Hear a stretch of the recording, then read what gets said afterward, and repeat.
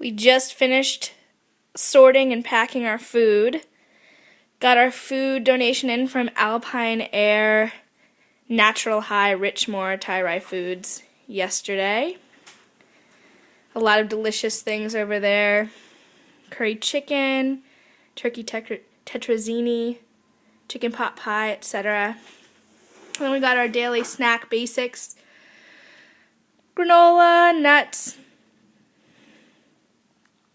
peanut butter pretzels, the oatmeal, extra rices,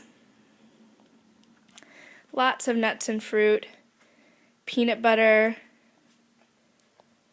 and some meat stuff. We're hoping that we'll have at least a few days in towns where we'll be able to eat something other than dehydrated food and essentially carbohydrates. But for right now, looks like we're packed on this side.